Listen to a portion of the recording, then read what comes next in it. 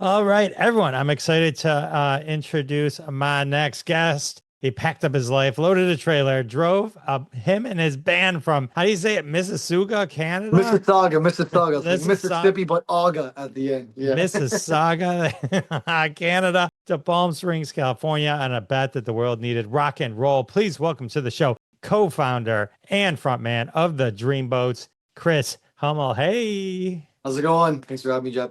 Hey, good to have you. So, Chris, let's cover first. Your stage name is Yes. Sir Richie Hummins. Yes.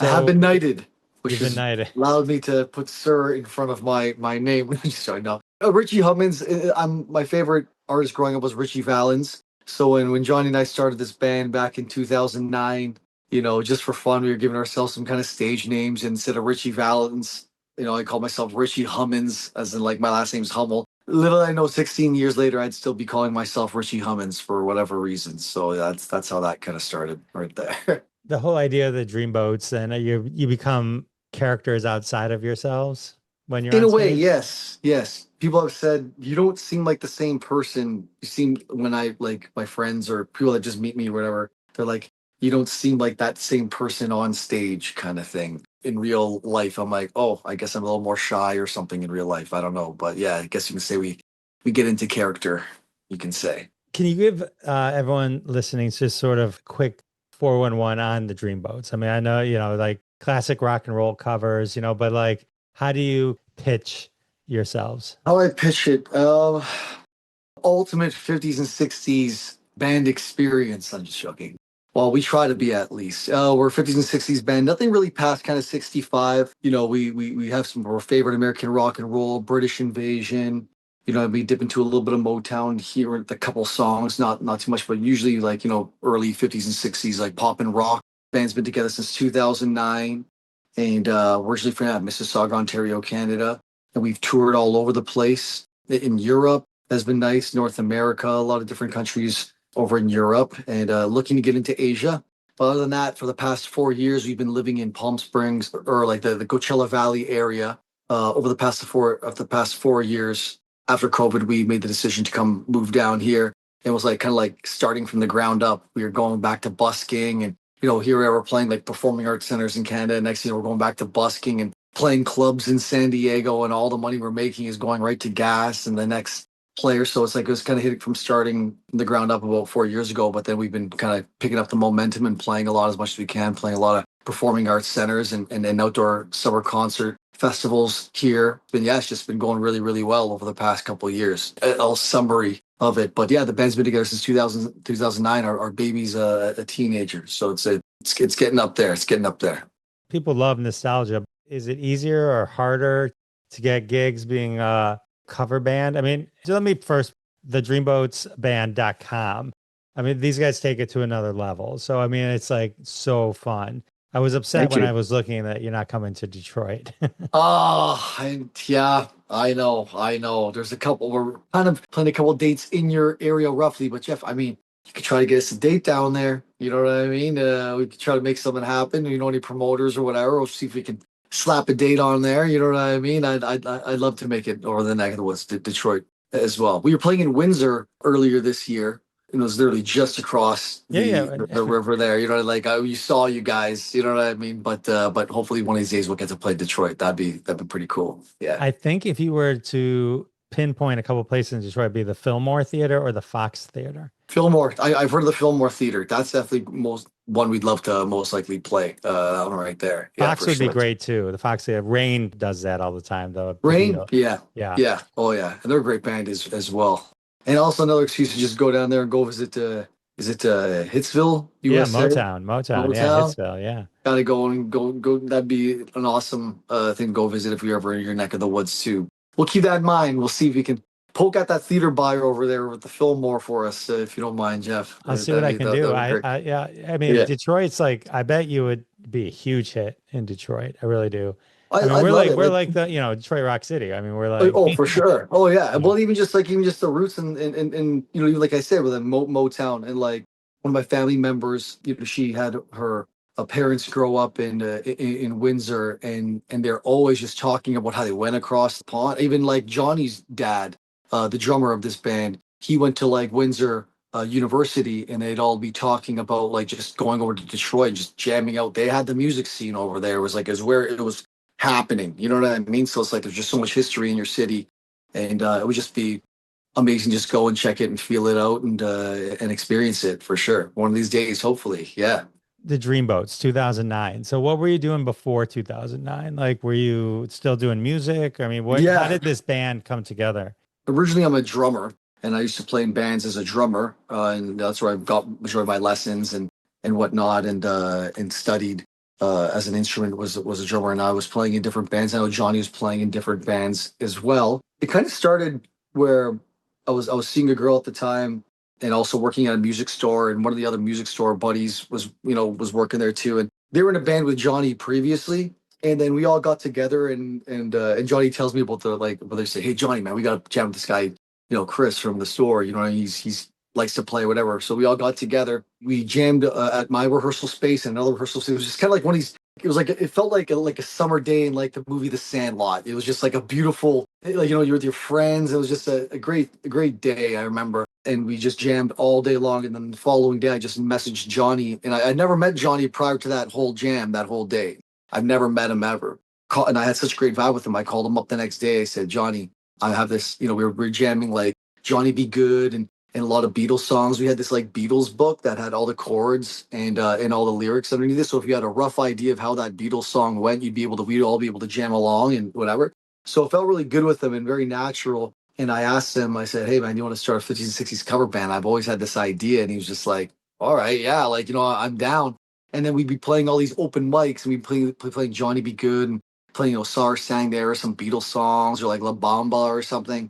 And it was just a certain reaction that like everyone had, like, not to toot our own horns, but like there's something about 50s and 60s music and the energy. If you bring good energy behind it, like people are just very receptive to it. I don't know any other way to kind of put it. You know what I mean? And it's a very shameless type of like, I played in top 40 cover bands, and I see how dudes dance to top 40, and I see how dudes can just throw all their shame out the window and dance to 50s and 60s. And it's like, it's one of these things that just creates a vibe, and where the girls are dancing, the guys are dancing. You know what I mean? And for the most part, we just had this good response from the thing, and it kind of just launched us into this confidence, especially when the bar owners would be like, "Holy shit, like, yo, you guys played a couple songs, everyone's losing their mind. You want to play our bar and play like 3 40-minute sets or whatever." And then it kind of like just transitioned to just very gradual, very, very natural to just start playing these bars and stuff like that. So it's like, that's like pretty much how like the foundation and how like the Dreamboats kind of started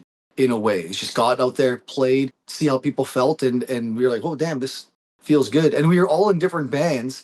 And I started the Dreamboats with Johnny as a side project, and he was in a pretty heavily touring band as well. But we just started as like for fun, like just as a side thing, whatever. But that side thing seemed to get like biggest response out of all our like projects that we were in, And then eventually we just started just putting more. And then we're like, "Wait a second, y'all are playing a wedding here for like $2,500. I don't know, man. The bar is only paying us like 500. Like, this potential to make some money with this gig."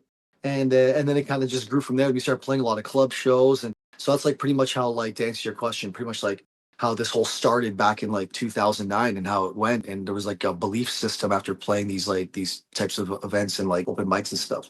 When you say open mic, like I did stand up comedy, so I understand the open mic scene Yeah. in comedy and the grind and all that. Is it similar for? Yeah. Oh, yeah. Yeah. And like at the end of the day, it's like, and even just to go back quickly to answer your question that you kind of quickly asked, but we didn't dive into it. It was just like, is it easier to get gigs as a cover band or something? You know what I mean? Like, when it comes down to it, I just think that if anything, no matter what it is, whether it's comedy, whether it's magic, whether it's, Cirque du Soleil, whatever it is, there's something that like people put a show element behind it. Like, we weren't just going there playing our guitars like this, you know what I mean? And just as much as like you're running around and getting crazy, just as much as like, a comedian I can imagine who's either very subtle or very, exuberant on stage just captures attention. Like, people are just gonna want to go to where they want to go to, you know what I mean? And it helps also being in a 50s and 60s band and no one was really doing it. And I didn't really do the band, the idea because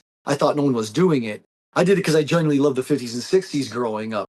I think if you have a product that like kind of resonates, is entertaining, and it helps when there's not too many people that are doing it, I think that kind of can cover and capture attention and get you booked, I guess you could say. Yeah, because that was one thing. Like I didn't know anyone else really doing what we were doing, and bartenders saw that and they saw that it brought in a crowd of like older demographic as well as like the younger demographic as well that didn't mind having drinks and getting all crazy. You know what I mean? So it's like it kind of just covered all these things. Yeah, answering that question, I guess you can say. Like, what's a band open mic? Do you guys share instruments or So, like? so I mean, oh, so pretty much similar to what you're saying too. Like, there was times where we had to bring in our own drum set, but for the most part, like we bring in our amps. To be a couple microphones. You kind of see what you're kind of working with. And some open mics are more like appropriate for full band. Some are just more appropriate for like just like acoustic things. And we were always just looking like, thankfully, Mississauga, it's a big city. Just like anything I can imagine and I can imagine in Detroit, you probably, if you're in the scene of comedians and stuff, you're gonna know all the people that are doing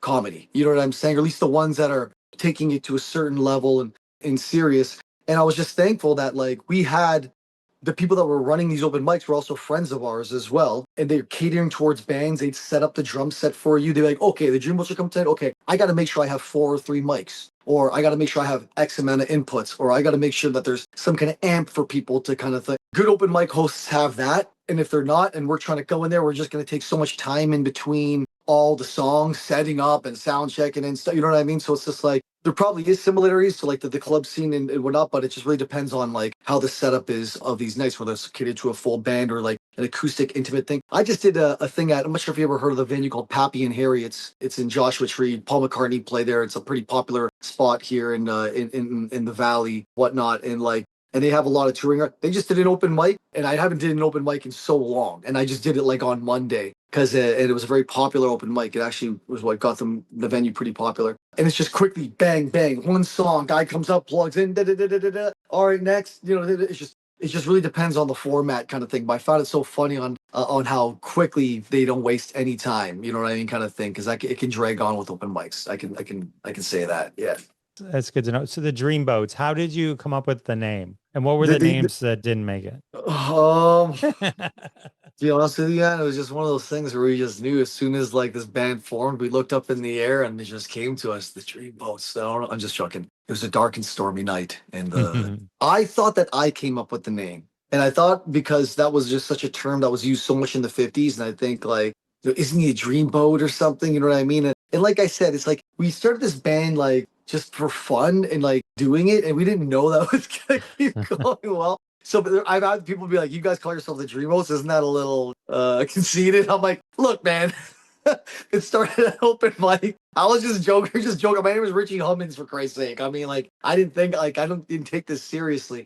One thing I really love about the band, the name, is that it really fits the era and it fits like what we try to do and like, you know what I mean, and be, the serenaders and the swooners and be dreamy. The band name just kind of came across when we were just thinking about the 50s and 60s era, and I've always heard things of like thing and the Dreamboats, or something and the Dreamboats is like their backing band. I'm like, I could have sworn this name was already taken, but I was just like, call ourselves the Dreamboats, whatever, you know what I mean? And there has been some people naming themselves the Dreamboats since we've had the band. So you see a few of them come and go, but there's always been just one, the Dreamboats band, that has stayed online and has taken over all the domain name of the Dreamboats. I will say that I named the band. Johnny will counter that and say that he named the band, and that's the whole thing between the two of us. But I know I named the band. He says he knows he named the band, but I'm like, I don't know what you're talking about, bro. That's how that whole name came about, I guess you could say.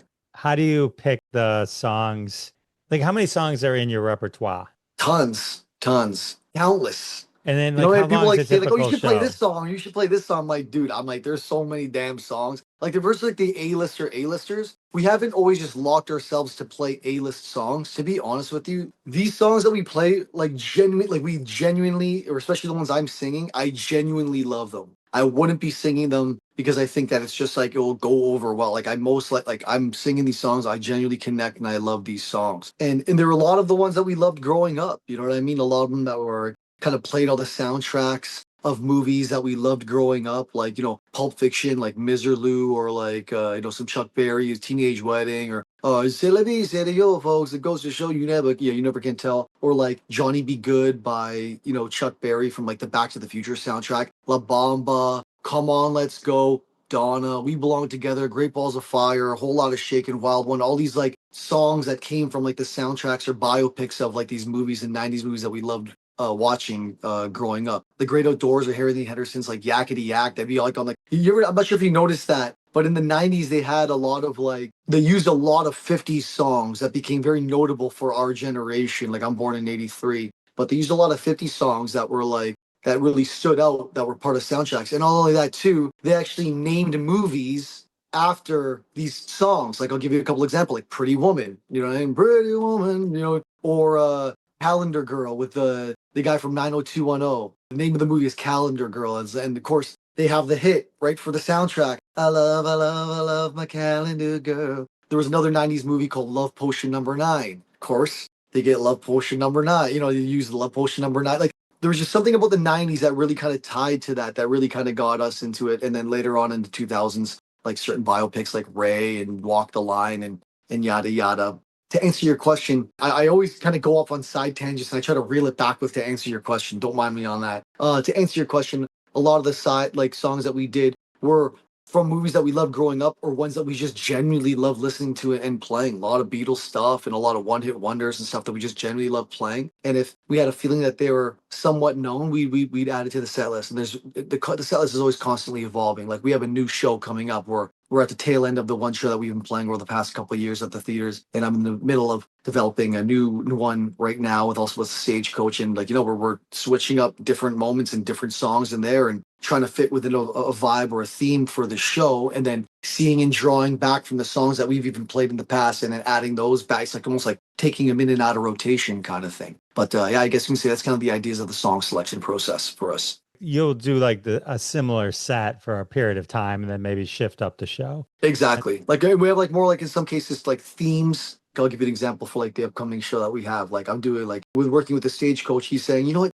you guys are just banging out these songs. Like, why don't you try doing a medley? So I'm like, all right. So we put together like a 5-song Beatles medley, and then we did a 5-song Elvis medley, and then they're like, oh, you guys are so balls to the wall the whole time. Can you let the audience like take a break? So we're like, okay. So when we come back from the second set, Johnny and I are just going to go on stage with one acoustic guitar and we're going to sing some Everly Brothers songs, just the two of us and one guitar, just to break it down and show that vulnerability and just have the show peaks. Roller coaster always just cruising at the top. As nice as it is, it's like it can get a little redundant. You got to get those peaks and valleys. So that's what we're trying to really do with like creating the show, and be selective of the ballads when to really bring it down. And my skate coach, he's telling, he's like, you gotta start getting emotional. He's like, Chris, you gotta start crying on when you're singing these ballads. I'm like, I gotta start crying? I'm like, I mean, I'm that comfortable on stage, man. If I get freaking all emo over here, man, I grew up listening to Dashboard Confessional. I'll get like emo as hell if you want me to freaking get nuts on here. Like I said, just like it's just finding good song selections that really you can fit and attach with emotionally, but also seeing where it fits within the set and the peaks and valleys of within the set,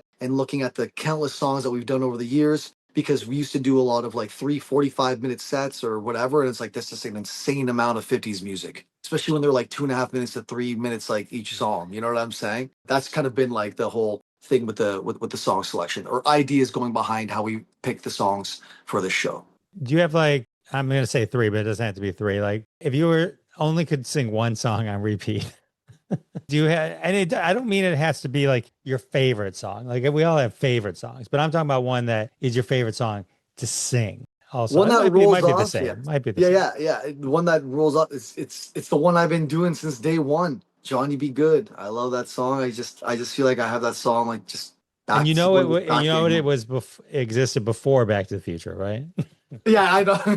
Listen to this. What's it called? Yeah. Oh yeah. For what's it called? Just Chuck Berry's. He's the best. He's the man. I love that. But these are things that got us into Chuck Berry. You want to hear a sick surf song and see what that's all about. You're listening to Dick Dale, Miserlou from like the Pulp Fiction soundtrack. You want to shed a man tear and listen to some crazy slide guitar. You're gonna listen to like what's the one on the Richie Valens one? Sleepwalk. The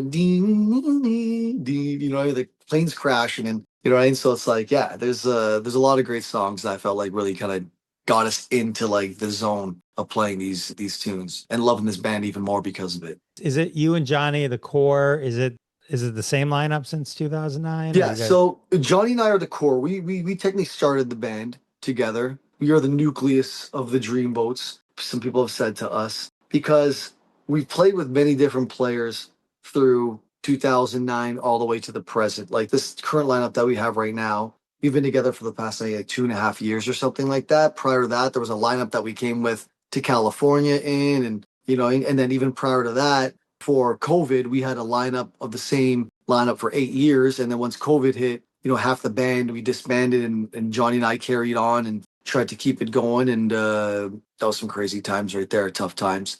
Yeah, Johnny and I have always been like the core of this band, I guess you can say. What's like an experience that you're in it in that moment and you're like, I cannot believe this is happening. It could be like a place you're playing or a particular festival, anything like that. It's just this like what has been like To soak one of the in, but greatest. one of the greatest is what I can easily say when we played at the Cavern Club, where the Beatles played, and we played at Liverpool, and we started the band in 2009. We always had these crazy ideas, and then next thing you know, like I said, we're making some money. It's 2015. Play a couple weddings, put a couple G's aside. You know what I mean? And any tour in the beginning is not really being profitable. It's more like just a glory vacation. And we were able to, yeah, offset some costs and play in the UK. And that first tour, we did England, we did Belgium, we did Germany, Amsterdam, red light district. That was another one. I'm in the red light district. I'm in like red light district right now. That was crazy. So that's one moment. But other than that, I'd like to think that the Cavern Club was that moment for me. I could probably say Johnny the same thing as well. You guys wear the same like matching suits and stuff. Yeah. Did you wear Beatlesque-ish type? No, no, we look like we were like cocktail waiters. Like we were wearing like a white jacket with black pants, dress pants, and like freaking bow ties, and like just playing rock and roll like hard. Like it was kind of like that thing where it's like we kind of played into like looking a little geeky and then like ripping it up. You know what I mean? Like we'd be like playing in the early bars and stuff like that, and like our first like uniform was like like a Walmart vest with like a white dress shirt with a black skinny tie with our black jeans. And then the second one we'd have this like we had like the red velvet like Chuck Berry like red velvet jacket that was on like the discount section at like Lisha, like at like one of the designer stores because no one would buy it. Those are always the jackets that go really really well with the Dreamboats. Is the one that no one would wear like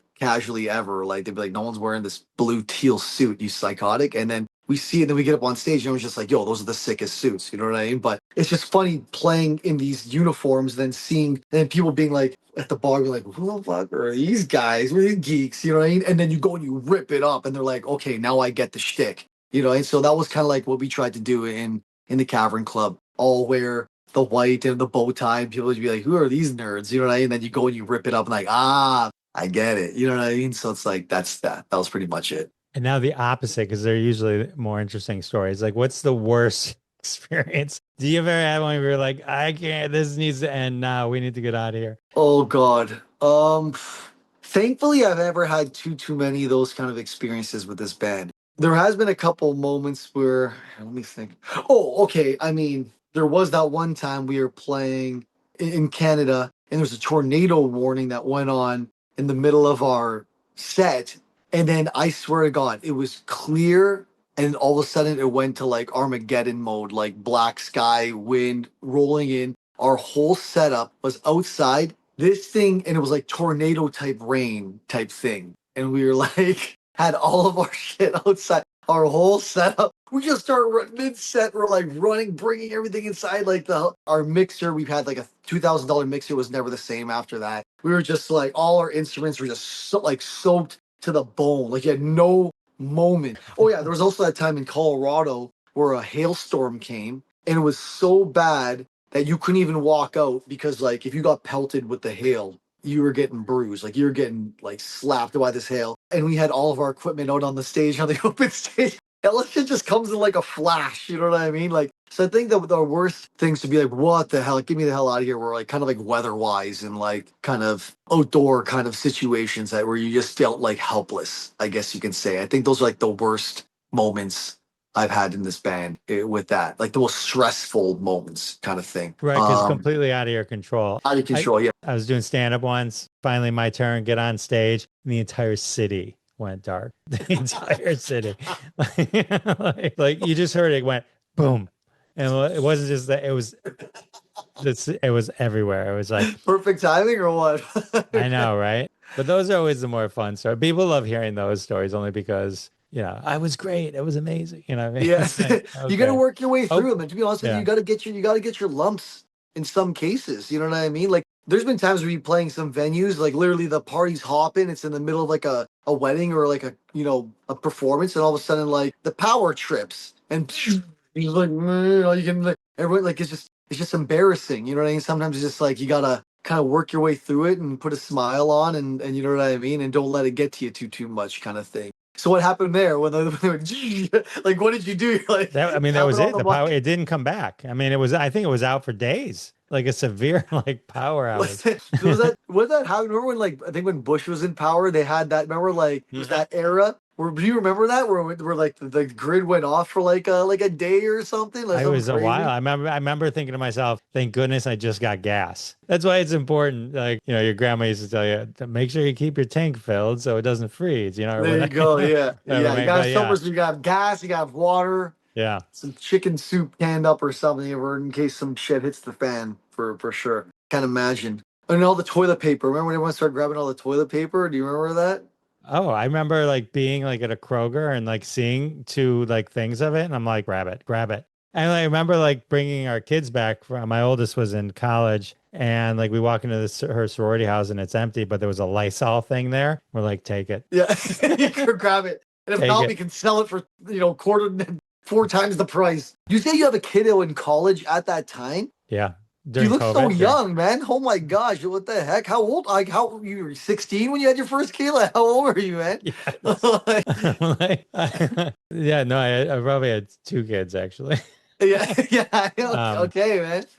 but thank you. I'm But a yeah, 10-year-old, so I try to feel where people are on a timeline and when they would have had their kiddo. And I was talking like my drummer, I played another thing where I play Richie Hummins. I play like, sometimes at Knots and thinking my buddy, he's my drummer, and he had his kid at 20. And I remember I had my kid at 32. And I must have been like, man, how did you feel having your kid at 20? You must have felt like your world was like in complete jeopardy. You know what I mean? Like, it's good to have some supportive parents, of course, but as a young person, especially a musician, feeling like you're going to have a kid or a performer or whatever it is, having a kiddo young, I can imagine that being like worrisome. You know what I mean? I don't know how you felt, but I felt like when I was getting into that I felt like it made me feel like I wanted to get into it even more and feel like I really have to make this happen. You know what I'm saying? Like it's an excellent motivator. Excellent motivator. definitely, definitely. Speaking of a demotivator, let's talk about Howie Mandel. What the hell is wrong with that guy? Oh man, dude. Oh Jeff, man. I don't know how much I should talk about it because I'm not sure what was signed and whatnot, but I will say this.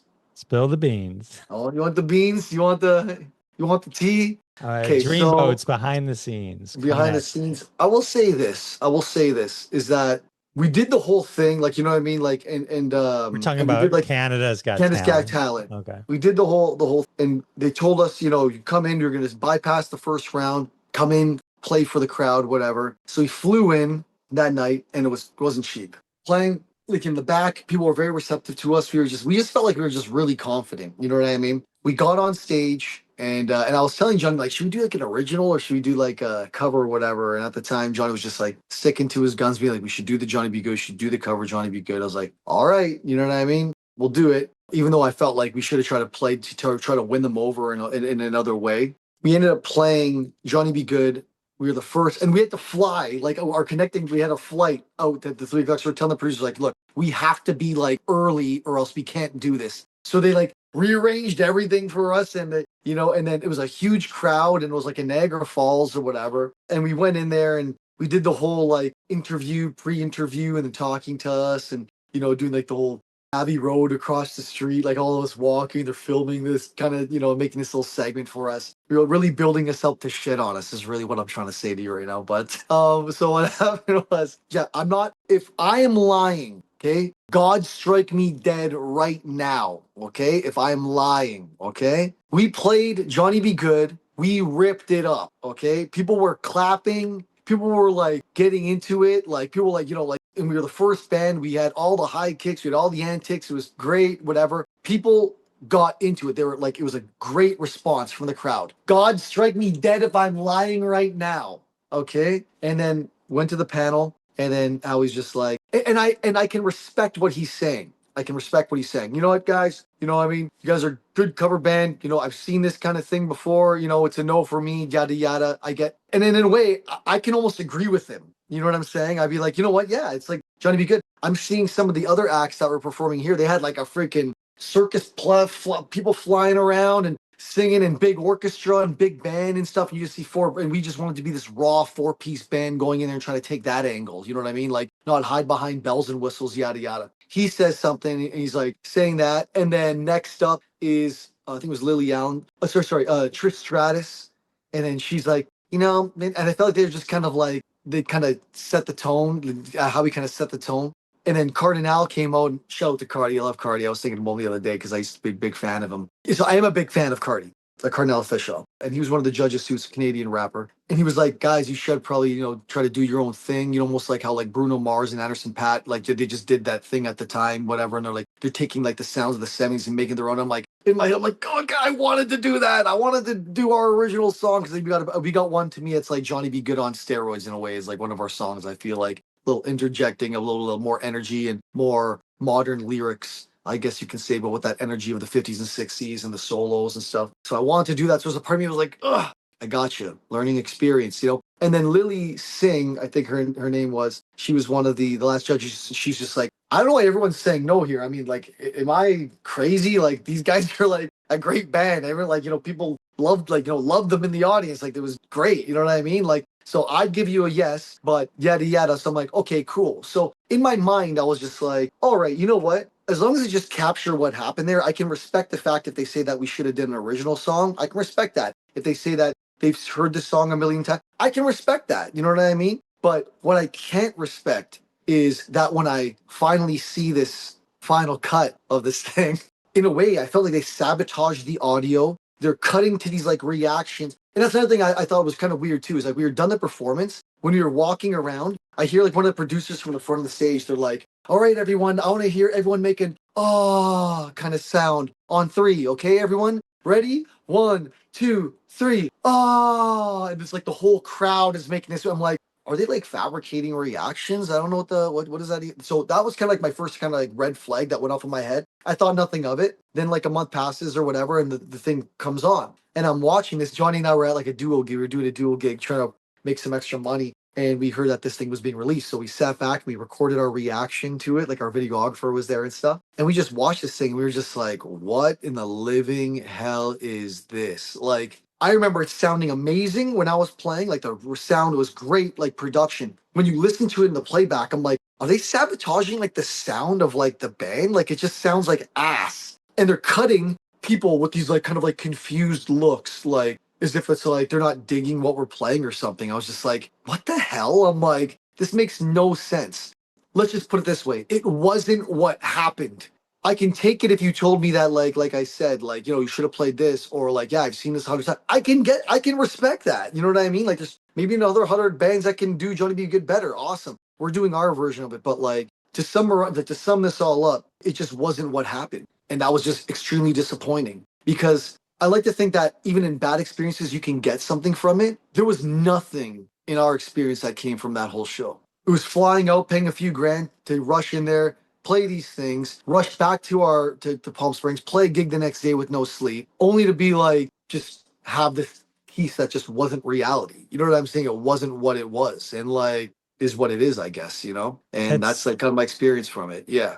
That's really disappointing to hear, but not surprising, meaning like you're not the first person I've talked to where, you know, these are shows. I mean, people watch them thinking they're just straight up whatever, but they're producing a show. And if they decide you're the villain, you're the villain. And if they decide you're the hero, you're the hero. It's just whatever they decide, you know, and it might be that, well, the timing was there was 2 other people, and I don't buy the cover song. I mean, I know you're passionate. They wish you had done a different one, but plenty of people became super famous off either America or UK or singing cover songs. Like, it's the talent that people usually kind of lean towards. So it's unfortunate that they didn't take advantage of like seriously great talent. And I mean, and not like cutting up anyone else there, but there's some other acts there that I'm just like, are you like serious right now? Like, like this person isn't even like singing or doing anything. It's just, I'm not gonna get into it because it just sounds like I'm bashing it when I sound like bitter. It's not the case. You know what I mean? It's just like, if we're gonna make this a talent show, let's make this a bloody talent show here. You know what I'm saying? And it's just like, I don't have some sob story. I don't got like some, you know what I'm saying? It's just, we've been doing this since 2009. I've been playing this song for a gazillion years. I like to think if anyone put 10,000 hours behind anything, that they're going to be pretty good at it. And I like to think that judging by the reaction of the audience and then seeing what they did with the audience, like, no big ending. It was just like this fizzling out audio of us performing like that. We didn't play the song like this. What the hell is happening right now? Why does the audio sound thin and like ass? Why are they like taking out like the theatrical moments that we like put into this song? As if you're just making it seem as if you just sit there and shoegaze the whole time. You know what I'm saying? It was just like, that was just my whole beef with that, I guess you could say. I had a comedian on, and they had him on, and he was the hero. But they decided in the next round he wasn't the hero anymore. And they kind of turned on him. But yeah, I'm sorry that luckily you can go to the Dreamboats website and you can see any clip and realize this is malarkey. Real audio, okay? Real fan and audience experience. But you're right, though. It's a show. And like I said, I learned something from every scenario I've ever been in. And what I've learned from that scenario is I will never do one of those freaking stupid ass shows again. Like, just straight up, like, I don't care. Did you do America's Got Talent? I ain't doing any Got Talent. I know my talent. I'll be all right. I don't need you to tell me I got talent, all right? I've been doing this since 2009, all right? I'm just joking. Half joking, but anywho. Yeah, that was my experience. Just sum that up. That was my experience, and is what it is, I guess you could say. Well, thank you for sharing that. I'm glad you did not get struck down. So we know it's true. Came back stronger. Like, I'm going to show that Howie. You know what I mean? And, so yeah. Well, let me ask you a question from that is you mentioned original songs. So I know you do a million covers. Do you have original songs that you Well, there was a period where we were doing original songs, and when we were in the States, and not to say we wouldn't release another original song under the Dreamboats. When we got down here, we were under certain management at the time was saying you should probably do the original thing and the cover thing. And we were known more for starting off and doing the cover thing. That was our thing. Some clubs didn't let us play in the club unless we had originals, so we tried writing a couple originals and doing that. But we don't ever rehearse the originals. We'd always just be playing, if we're playing in like event, we're playing mostly the covers. It just got to a point where, like, you know what? Instead of shining a big flashlight, long we just shine a thin directed laser, and that directed laser being 50s and 60s covers, no confusion. Because when you're doing the originals, you're doing the covers. Sometimes you're more covers for the original, you're more originals for the covers. And it really depends on who you're booking. And when we came down here, we're in survival mode. We're like, we need to get gigs, we need to work, and we need to play the, long sets and whatever and do it. So identifying ourselves as a strictly 50s and 60s cover band really helped us not only get into the more of the theater realm, the hard ticket selling things, whatever, but also became very clear on how bookers can book us. Later on, we have a good following, we're feeling good, and we feel like releasing an original song, we'll do that. There's a band that we look up to that's really cool called Yachtly Crew. They do the yacht rock thing. I feel like they're like a parallel to us in a way. And they just released an original song and got nominated for a Grammy. And they were working with a cool songwriter that had hits like, in like the 90s or 2000s or something. So it's like the possibilities are there.